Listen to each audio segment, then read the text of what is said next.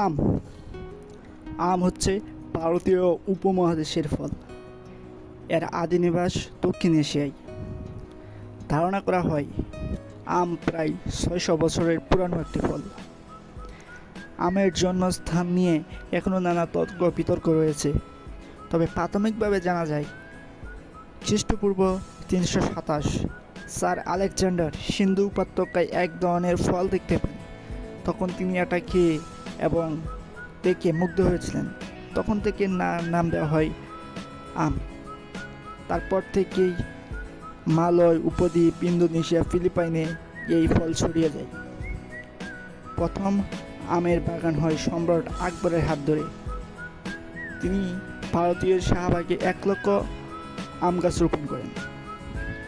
আমাদের চাঁপাইনবাবগঞ্জেও একসময় প্রায় 300 প্রজাতির আম পাওয়া যেত, তবে কাল পর্যন্ত প্রায় 35 প্রজাতির আম রয়েছে। বাংলাদেশে বেশ পরিচিত হচ্ছে ফজলি আম, ল্যাংড়া, গোপালভোগ ইত্যাদি। এই আম কাঁচা হিসাবে তরকারির মধ্যে খাওয়া যায় এবং পাকা হিসাবে ফল হিসাবে খাওয়া যায়। তাই তো অনেকে এর নাম যত্ন করে রেখেছেন ফলের রাজা আম।